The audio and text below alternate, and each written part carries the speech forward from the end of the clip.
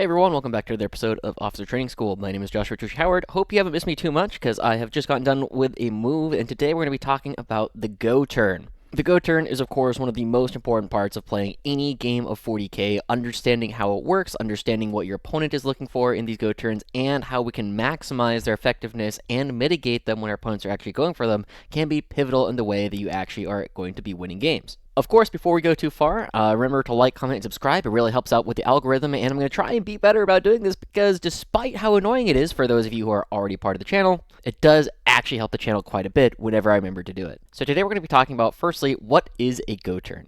Then we'll be talking about how to identify when you should be going for it yourself, successfully executing it when you actually do go for it, and then mitigating it when our opponents are actually trying to go for it on their own. Of course, this is very naturally all going to be from the perspective of the Astra Militarum, the Imperial Guard, but if you're watching it from the perspective of another army, hopefully a lot of the principles that we're talking about in this video should be helpful for you as well. So what is a go turn? The go turn at its most simplest is about doing so much damage and presenting so many threats at the same time that your opponent cannot possibly deal with all of it. In some ways, it is like shoving all in a hand of poker. You're putting everything on the line, you're contributing everything all at the same time, and you are asking your opponent, what are you going to do about it? Generally, when you're doing a go turn, it involves almost every single model in your army shooting and or charging. And because we're going to be putting almost our entire army out in the open where our opponent can actually interact with it, it's important that we're doing maximum damage. We're trying to remove our opponent's ability to play the game. Because of this, every go turn is inherently a bit of a calculated risk. The general calculus they have to do before you're actually going to be going for a go turn is you have to understand, if I do everything and everything goes reasonably well, if I roll even a little bit below average, I should be able to destroy everything I need to on this turn so that my opponent cannot continue to play. Of course, sometimes you just roll absolutely trash, and then that does oftentimes mean we are now in a position where we can no longer win the game if the dice just go really, really badly. So let's talk next about when we actually can identify the go turn. One of the major things that you will look at, especially when you're playing guard or other shooting armies, is we don't really get to choose when this is. We are generally not the army that is going to be able to dig people out from behind ruins. Melee armies have a lot of control over this because they don't care about the terrain in the same way that shooting armies do. So the closest thing the guard has to a go turn in most games is right after our opponent has done theirs and we are able to use all of our army to clap back, say that their go turn was not successful, and actually destroy almost all of it. However, the go turn is usually going to happen on turns 2 or 3. This is when the game is at its most lethal because you have access to everything in your army that is on the board, and everything that's also in reserves can now come out from strategic reserves or deep strike. This means that on turn 2 and on turn 3, your army should be capable of doing the most damage all at once to your opponent. In most games, turn 1 is used to stage your models so that they are able to go for charges, so that they're able to get access to firing lanes, and also because we're assuming that our opponent is good enough to not put too many models out in the open, we shouldn't have access to that many opposing targets on turn 1. However, sometimes our opponent does have a lot of things available for us to shoot on turn 1, so it is possible to just go all in on the first turn in the right circumstances. When you're trying to identify when your go turn is actually going to happen, you need to look for a couple of these things. The first one is you need to accomplish at least one of these goals, and ideally both of them, but usually just one. The first one is you need to remove your opponent's ability to kill you back. And it doesn't necessarily mean kill all of their army all at once, though if you can do that, go for it. The other one, and this one is admittedly harder, is you need to remove your opponent's ability to score and win the game that way. It doesn't matter if your army is tabled if your opponent was never able to stand on an objective. It's not enough to simply activate every model in your army, the damage actually needs to matter. So let's talk about the first one. This one is easier and generally better. When we're doing this, we're generally looking to remove our opponent's ability to kill the key pieces in our army, and so it's going to depend a lot on what you actually have in your army to focus on what it is that you need to kill. If you're playing a tank-heavy army, this turn is all about killing most or all of their anti-tank pieces. If you're playing against World Eaters, for instance, their Khorne Berserkers don't really kill tanks. However, 8-Bound and Angron do. So if you're going to be trying to play a tank-heavy army and you're playing into World Eaters, you need to kill all of their 8-Bound and accept their Khorne Berserkers are going to be a secondary target. Kill them if you can, but of course, they are not the main thing that you're looking to attack. The flip side, of course, if you're playing an infantry-heavy army, you need to kill their volume of fire. Tao's Sunforged Crisis Suits don't kill infantry nearly as effectively as the burst cannons or plasma guns. So when we were playing Bridgehead, we weren't really trying to kill the Sunforgers because they didn't have great targets. We were usually going to go after the Fire Knives and Star Scythes. This is generally easier than denying their scoring because it doesn't require as nuanced of an understanding of the game. You just look at the pieces that your opponent needs to be able to play and actually kill your army, and you're going to kill those. You don't necessarily need to kill all of their Scout Marines if they don't have any repulsors to kill your Lehman Russes with. The other one is relatively difficult, but can matter a lot. This requires a deeper understanding of the game and understanding how quickly your opponent can move, how effectively they are able to score secondary points, and what tools they have at their disposal to actually make sure that they can keep themselves relevant on the scoreboard, even if they don't have very many models. It doesn't matter if you're losing your entire army if your opponent is never able to stand on circles. If you kill all their Scout Marines and they have to do actions of Vindicators, this can be a really big deal, and this is one of the weaknesses of some of the Hammer of the Emperor lists that we have. If you don't have enough trash pieces, it means that you have to start doing actions with all of your Lehman Russes when they would much rather be shooting. However, one of the difficulties in this style of gameplay is if we're trying to kill all of their scoring, we're going to lose a lot of our army on the swingback because we are not necessarily going for their damage if that's a secondary target. I do have a recent example in the game that I played in a guard mirror. One of the things I discovered in this game is that I had an opportunity to deny them primary for turns 2 and 3. And so what I did is I killed all their secondary pieces. I killed their Toraxes, I killed their infantry, I killed their Rough Riders, such that they didn't have any tools in their army to actually do secondaries for the rest of the game and keep them off of primary. So even though I was scoring on turns 2 and 3, and they still had all of their Lehman Russes and their Rogel Thorns, they did a lot of damage to me, but it didn't matter because they were down 20 to 30 points already by the time we were getting to turn 4. And I still had enough assets that I was going to be able to deny secret missions pretty reliably. So now that we have a basic idea of what to actually look for, let's talk about how we can actually successfully execute a go turn. In order to have a successful go turn, we usually need to set it up the turn prior, or sometimes in the deployment. For having a go turn on turn 2, we have to move everything such that it is ready to get into firing lines on turn 1. We need to make sure that our units like Bulgrin and Rough Riders are in positions where they can start coming in from reserves or staging behind ruins such that our opponent cannot disrupt our plan before we actually go for the fight. A lot of the time when we're setting this up, we're not necessarily anticipating that we are going to go for a go turn. However, we give ourselves the option to do it if our opponent actually lets us. Usually when we're doing this, we are setting ourselves up to trade tit for tat. They kill a Torax, we kill a Predator. They kill a Lehman Russ, we kill a Land Raider. By constantly trading up, we're building ourselves an advantage over the course of the game. However, sometimes our opponent is going to put a lot of things out in the open, and we need to be ready to kill all of their tools all at the same time. So the first thing that we're trying to do when we are actually successfully executing a go turn is we are committing everything in our army. We're only taking a few units that are not actually participating in the fire, and these are usually things that are standing on our home objective and screening, or they have high priority secondaries such as containment that they need to do at the same time in order to boost our score to make it harder for our opponent to come back. A major reason why we are doing this is because we need to minimize the risk of rolling badly. If your Lehman Russ leaves their Land Raider on 1 wound and you didn't set up all of your guys to shoot their las guns, you're going to be very sad when it wasn't likely to matter, but sometimes just having those couple of extra shots could have been the difference between that Land Raider living and that Land Raider dying. The other major thing to think about is if you do enough damage, your opponent can't kill you back, so it's okay if your units are relatively exposed. The other thing I want to bring up is, if you remember watching the Survivability Onion video that I did a long time ago at this point, one of the major things that you can do is not be acquired. And when we were looking at this in terms of the Survivability Onion at the time, this had to do with not being seen, being behind a wall, having a lone operative to make sure that your opponent couldn't actually shoot you. It didn't matter if they have guns that can kill you if those guns cannot be targeted at your unit. However, one of the other things that you can do to not be acquired is if you are infantry and you're standing right next to a Lehman Russ, your opponent is not very likely to be shooting at the infantry with their las cannons and their melta-guns. Instead, they're going to be taking that at the Lehman Russ, and so the infantry can oftentimes be in a position where your opponent can't deal with them because they have more important things to shoot. The next thing that we're trying to do is we're trying to tag things that can't kill you.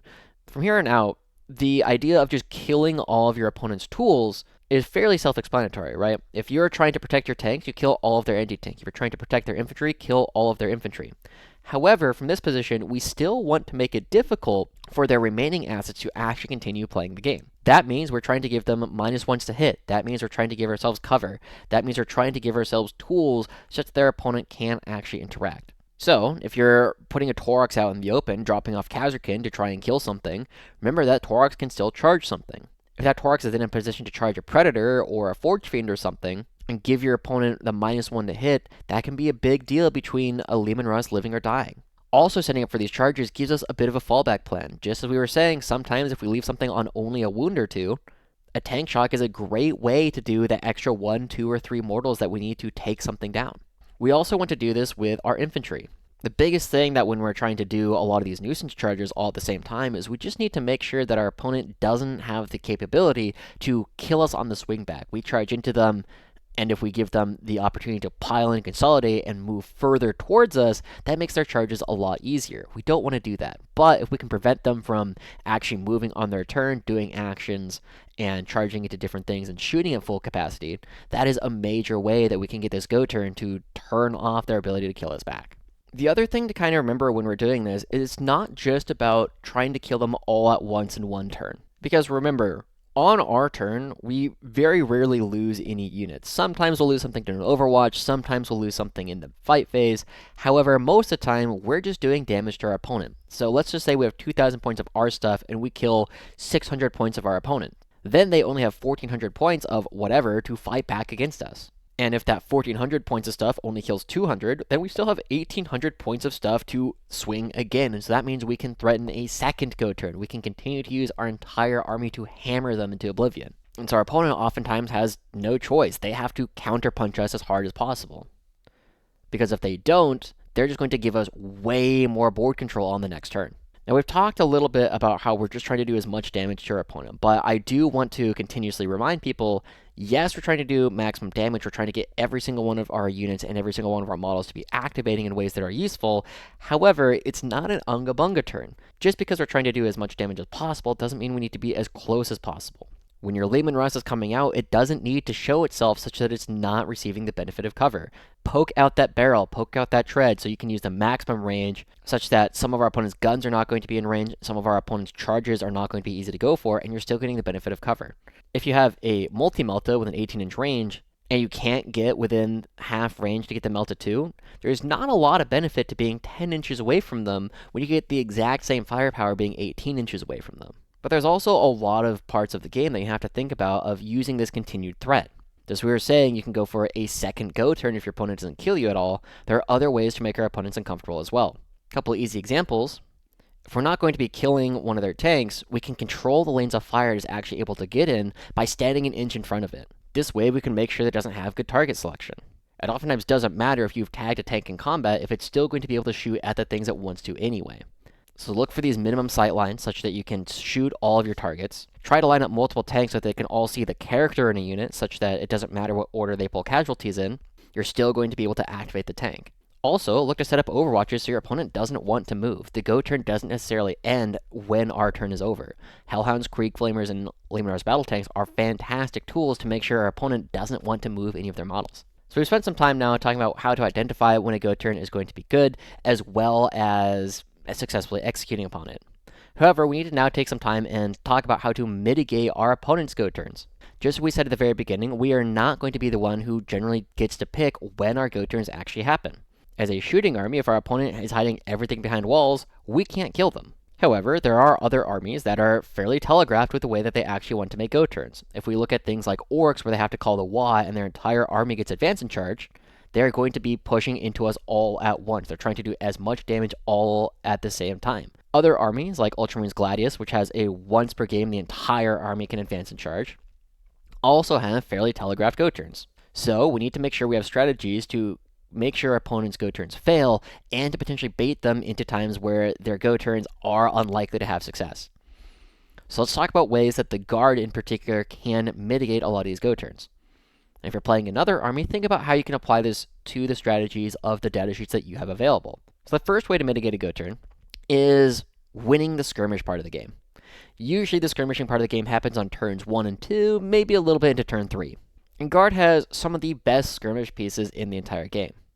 Kazarkin, Ogre, Chimeras, Tauroxes, Engineers, Hellhounds, Vanquishers, Catachan are all units that you can use to kill off your opponent's Scout Marines, to kill off your opponent's Infiltrators, kill off all of their MSU that is trying to just establish a foothold in the middle of the board with their infiltrates and their scouts. Our units are incredibly good at punching up. Our units are very good at sticking around a little bit longer than our opponents want us to. And they generally take more firepower for our opponents to actually take down than they want to actually commit. But the thing that we need to think about with these skirmish pieces is where they are actually happening on the board. If our opponent has to kill our skirmishing pieces with their real damage, they can't kill the rest of our army. And an easy way to think about this is the Torok Seed that we've been seeing quite a bit in popular play of guard at high level tournaments, especially in the UK recently. If you take a unit of Khazarkin and throw it at your opponent, and maybe they just kill a unit of Scout Marines. They didn't do that much damage, but they've crucially removed one of our opponent's critical scoring pieces, and they have also set themselves up such that if our opponent doesn't have another skirmishing piece, if they don't have a good unit of JPIs to come out and kill the Khazarkin, they're going to have to commit something a little bit heavier. When they bring out a Vindicator to actually go kill the Khazarkin, that gives us a great opportunity for our units to attack the Vindicator because the Vindicator was not able to get to a Leman Russ. If we can use this to keep the game on our opponent's side of the board, they can't get to our key pieces, they can't get to our Russes and Dorns, they can't get to our artillery, and they're stuck in a position where if they were to call their go turn just to kill Toroxes and Khazarkin, great. Like, we've already succeeded because they're not putting the pressure on us. They're not taking away our ability to kill them. They're not taking away our ability to score. The next major thing that we need to do to mitigate a go turn is pre-measure. Guard not only has excellent skirmishing pieces, but we also have fantastic screens, particularly these days in the Catachan Jungle Fighters and the Death Corps of Krieg. So, remembering that the easier way to have a successful go turn is to make sure that we can kill all of our opponent's damage, we need to make sure our opponents can't get to our tanks by measuring their threat range. For most units, this is going to be 6 inches plus charge, so 18 inches. However, if they can fly or advance in charge, oftentimes this can be 12 plus 6 plus 12, so it could be realistically as far as 30 inches. There are some units that can go even farther than that. However, it's important to remember that we don't need to make every charge impossible. One of the major things that we can see ourselves getting better at, one of the major leaps in play that I had that actually helped me win bigger, is giving our opponents opportunities to go for those 9 or 10 inch charges. This sounds pretty scary, but they're not very likely to actually hit. One of the things that actually helped me realize this a lot was I was watching John Lennon on The Art of War play up against Michael Mann. Michael Mann is a fantastic orc player. And what John Lennon was doing is he was setting himself up such that he would tell Michael, if this unit rolls a 6 on an advance, it will still need to make a 9 inch charge after. So to extrapolate, if they rolled a 5 on an advance, it would be a 10 inch charge. He's basically giving his opponent some very unlikely opportunities to go for charges that are technically possible, and if the opponent rolls a 6 into a 9 inch charge, then that could be bad. That could be very bad for John. However, it's very unlikely to happen. This is a dice game. We have to take into account the effect of rolling dice. A little bit more on the pre-measuring, we need to remember how far our opponent can pile in and consolidate. For most armies, this is 3 inch pile in and consolidate. But realistically, it's 4 inches because the pile in and consolidate both just need to get within engagement range, which gives them an extra inch of distance that they can actually move. The other thing is just a little bit on odds. While oftentimes it doesn't sound like a lot, the difference between rolling a 7 inch and a 9 inch charge reduces the likelihood of success by nearly 30%. You go from about a 58% chance of rolling a 7 on 2d6 to only about a 28% of rolling a 9 on 2d6. That's half. The other thing to think about is a 7 inch charge re-rolling has about an 80% chance of success, but a 9 inch charge re-rolling only has about a 50% chance of success. There's a huge difference in how likely they are to actually make these. So giving your opponent some opportunities to go for 9 inch charges is reasonable, especially if they're not going to be game changing. The one other thing I do want to bring up is making sure you don't reserve too much of your army. Some opponents can have their go turn on turn 1, especially if they go first. And we all know what armies these are. These are generally armies that have access to advance and charge. World Eaters, Emperor's Children, and Orcs can cover an incredible amount of distance on the first turn, especially if they're on Search and Destroy. Other armies like Mont Tau or Gladius Space Marines can really punish poor deployment as well if they go first with their access to advance and shoot. So we need to make sure that against these kinds of armies, we aren't putting too much in reserves. One of the most common things that I do right now is I'll take a Leman Russ battle tank and I'll put it off the board. I'll put it into reserves because I don't need it on the first turn into most traditional matchups, into most Ultramarines Gladius matchups, into most matchups in general. I don't need the damage of the Leman Russ on turn 1. However, if I end up going second, I need to be very careful that my opponent cannot kill me while the Leman Russ is off the table, while it cannot contribute to the board state. So just be careful against armies that could potentially have their go turn on turn 1 to make sure that you have enough assets to actually keep yourself safe and make sure you can actually do the damage back to them when you've baited them into an incorrect play. One of the last things I want to say about the go turn before I let you guys go is that this is a skill that is very difficult and very opaque to a lot of players. One of the most common mistakes I see from players is that they will take part of their army and throw it forward. A recent game I had against a Blood Angels player, they had about 4 important melee bricks that they could just throw at me all at the same time, but they chose to only put 2 of them out into the open. Because of this, I was able to kill those 2 bricks with almost no repercussions. You need to be able to make sure that if you're going to do something like this, you're setting yourselves up for the next turn. That means that everything needs to go at the same time. The other thing about this is you need to accept that sometimes the dice are going to not go your way. And don't be scared of that, especially if you're not playing at a tournament, especially if you're not playing at a grand tournament or, later in an event. Just go for it, right? If you're playing at the first round of an RTT and you're just playing with your buddies, just take some opportunities and see, I don't know if this is a good go turn, but I do need to practice it. I do need to see if this is a good opportunity to play. This is one of the things that you need to do in a game of 40k that needs to be practiced over and over again in order to have a lot of success. But once you master it, it's an incredibly potent and incredibly powerful part of any army that you can play. So hopefully this has been helpful in helping you build some of the ideas on how you can use it in your own games. This has been Josh with Joushi Howard. We've been talking about the Go turn, and we'll see you guys all next time. Bye-bye.